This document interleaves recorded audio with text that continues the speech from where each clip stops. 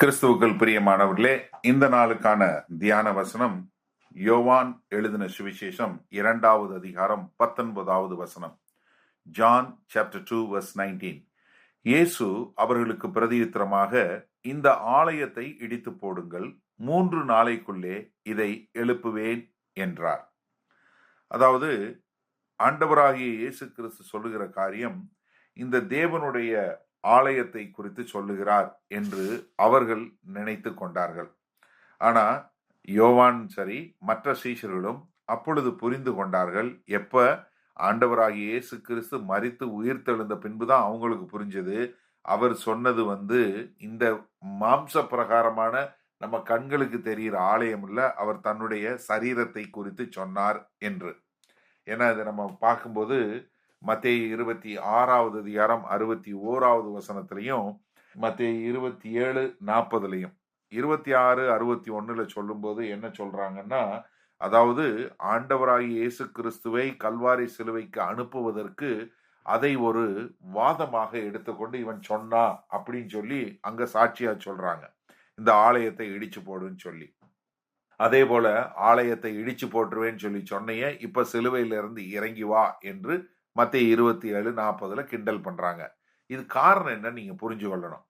ஏன்னா தேவ ஆலயம் என்பது யூதர்களுக்கு மிகவும் முக்கியமான ஒன்று. ஏன்னா அங்கதான் தேவனுடைய பிரசன்னம். அங்கதான் பிரதான ஆசாரியர் வருஷத்திற்கு ஒரு முறை தங்களுடைய பாவங்களுக்கான பாவ நிவாரண பலியை செலுத்தி மக்களுடைய பாவத்திலிருந்து அவர்களுக்கு விடுதலையை கொடுப்பதற்கு அந்த தண்டனையை ஒரு வருஷத்துக்கு தள்ளி போடக்கூடிய காரியம். தேவ பிரசன்னம் மிகவும் முக்கியம். இப்ப ஏறக்குறைய 400 வருடங்களுக்கு மேலாக அங்க தேவ பிரசன்னமும் இல்ல, தேவன்கிட்ட இருந்து வார்த்தையும் இல்ல. ஆனா அவங்க என்ன பண்றாங்க, ரெகுலரா போய் இந்த காரியத்தை செஞ்சு கொண்டு இருக்கிறாங்க. ஆனா தேவனுடைய சத்தத்தையோ தேவனையோ அறிஞ்சு கொள்ளவே இல்லை. ஆனா ஆண்டவர் அதனால என்ன சொல்றாரு, நான் இங்க சொல்லும்போது என்னுடைய சரீரத்தை நீ இடிச்சு போடு, நான் 3 நாளுக்கு அப்புறம் மறுபடியும் உயிரோட எழுப்பி வருவேன், என்ன தேவனுடைய பிரசன்னம் உங்களுக்குள்ள இருக்கும் அப்படிங்கறதான் அங்க சொல்லுகிறார். ஆனா அப்ப அவர்களுக்கு புரிந்து கொள்ளவில்லை. இந்த செய்தியை கேட்டுக்கொண்டிருக்கிற நீங்களும் நானும் இப்பொழுது அதை முழுவதுமாய் அறிந்து கொண்டு அதை முழுவதும் கை கொள்வதற்கு நமக்கு ஒரு நல்ல ஒரு வாய்ப்பை தேவன் கொடுத்திருக்கிறார். என்னன்னா, நமக்கு இப்ப இந்த நாள்ல அபியாசப்படுத்தி கொள்ளும்போது நம்ம ஒரு காரியம் செய்யணும். ஆண்டவரே, எதெல்லாம் உம்மிடத்திலிருந்து இல்லையோ அதெல்லாம் இடிச்சு போட்டுருங்க. உங்களால ஜெபம் பண்ண முடியுமா?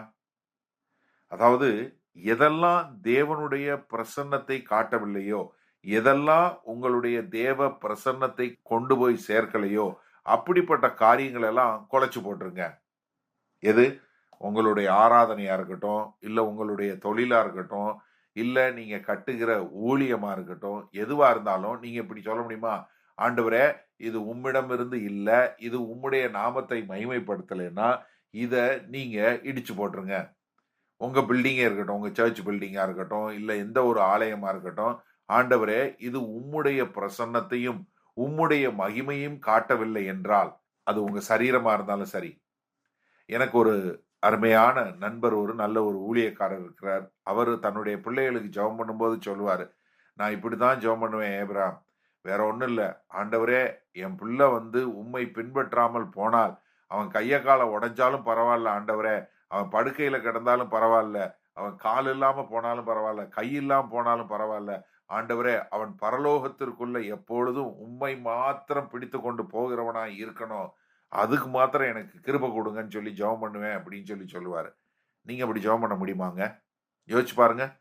ஆண்டவரே, எனக்கு ஒரு கண்ணு போனா பரவாயில்ல, எனக்கு ஒரு கை போனா பரவாயில்ல, காலு போனா பரவாயில்ல, சரீரத்துல எது போனாலும் பரவாயில்ல, நான் முழுமையாக உம்மிடத்துல எப்போதும் உம்முடைய பிரசன்னத்துல இருக்க விரும்புகிறேன்னு சொல்லி நம்ம ஆண்டவர்கிட்ட கேட்போமா?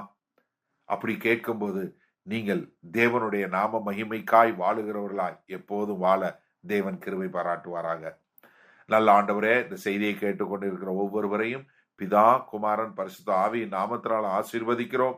ஆண்டவரே, எதெல்லாம் உம்மிடமிருந்து இல்லாமல் இதோ இவர்களுடைய வாழ்வில், இவர்களுடைய சரீரங்களோ, ஆலயங்களோ, தொழிலோ, ஆண்டவரே காரியங்களோ எதுவாய் இருந்தாலும் அதை ஆண்டவர் தயவாய் இடித்து போடுங்க. உம்மால் வருகிற காரியம் மாத்திரமே இருக்க எங்கள் தேவன் கிருபை பாராட்ட வேண்டும் என்று அருள்நாதர் இயேசு கிறிஸ்துவின் இனிய நாமத்தினால ஆசீர்வதி ஜெபிக்கிறோம் ஜீவனுள்ள வல்ல பிதாவே. ஆமென். நாளை சந்திப்போம். God bless you.